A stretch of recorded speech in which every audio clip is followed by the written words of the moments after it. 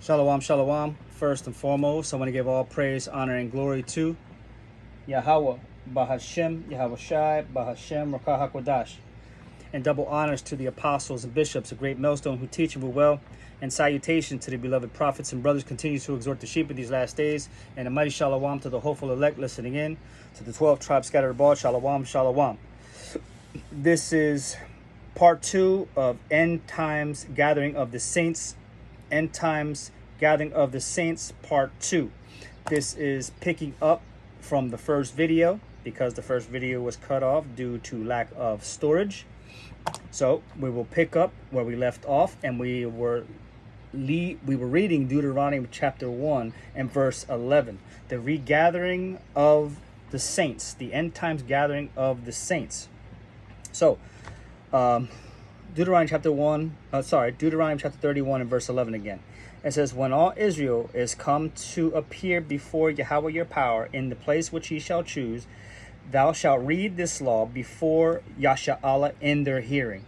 He is calling the 12 tribes of Israel, the 1/3 remnant, the hopeful elect, back unto him, those that have heard the report and believed on it. He is gathering the saints back together unto himself. Verse 12, gather the people together, men and women, and children, and thy stranger that is within thy gates. That stranger is that brethren that has lacked inherited rights. The stranger, he went estranged from the covenant. Thy stranger that is within thy gates, that they may hear and that they may learn and fear Yahweh your power, and observe to do all the words of this law. Fear and to do all the words of his law. We are warning our people. A trumpet is being blown, that judgment is nigh, the kingdom is nigh as well. But all things prophetically will unfold as they should, as is written aforetime for us to understand these things. He says that they may learn and fear Yahweh your power, and observe to do all the words of this law.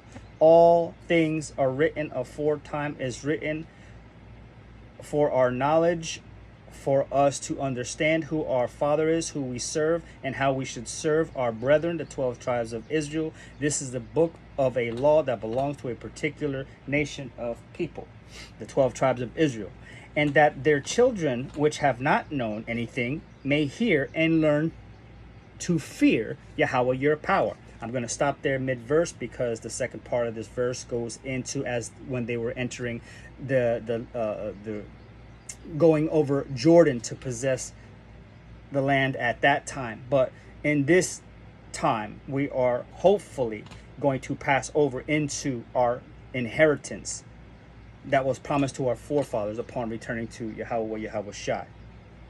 Right? This is the gathering of the saints.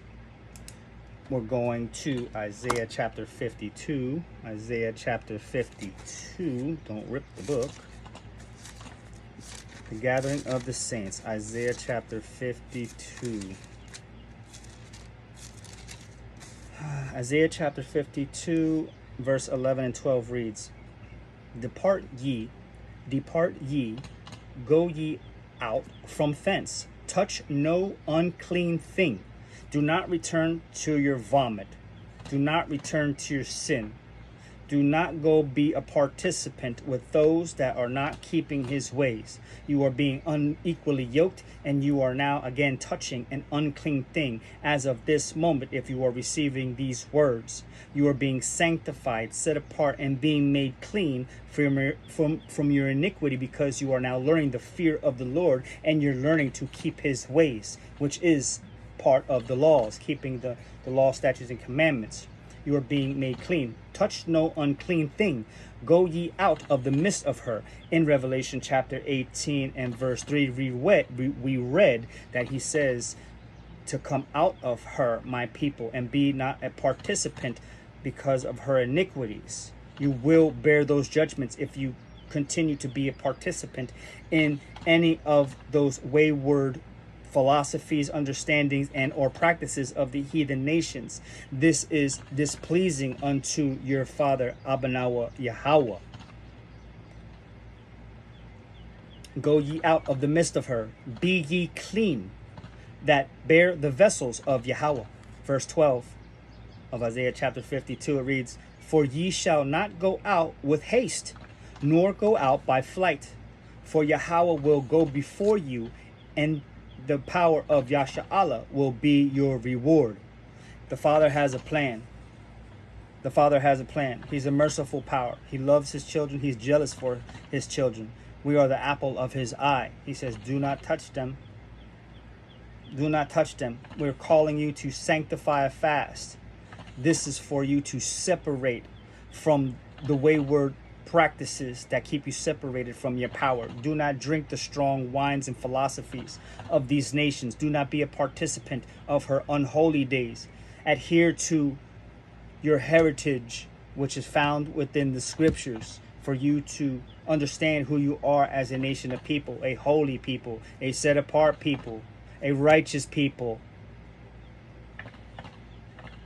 Do not touch the unclean thing.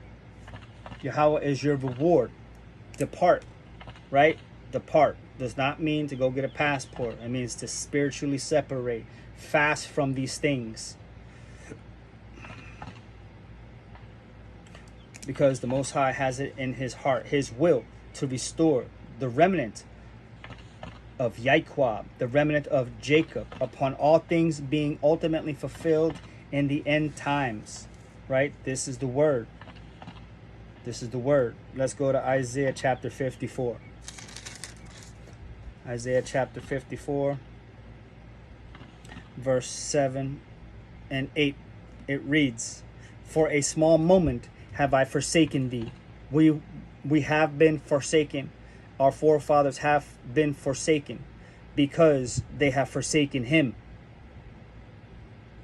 They became stiff-necked, hard-hearted, and continued and started practicing idolatry, fornicating with the nations, picking up ungodly practices, and still continue to do so this day. "For a small moment have I forsaken thee, but with great mercies will I gather thee." This is the end times gathering of the saints. It first happens spiritually, and then once sealed, it happens in the physical. You must be ready for these things. You must have a full understanding of these things and how they are going to play out. Otherwise, you will be lost in the sauce, and you will not know what to do when the famine of the word strikes, and you will not be able to find this word to receive 100% sound doctrine of your salvation. "For a small moment have I forsaken thee, but with great mercies will I gather thee." The Most High Yahweh is very merciful. He says his mercies are forever and forever, everlasting until everlasting. This is what the Father says. I ain't making it up. Isaiah chapter 54. Isaiah chapter 54 and verse 8. "In a little wrath I hid my face from thee for a moment, but with everlasting kindness will I have mercy on thee, saith Yahweh, thy Redeemer." This is what he says. This is a true report. This is a promise. You can take this to the bank and cash it in. His bank.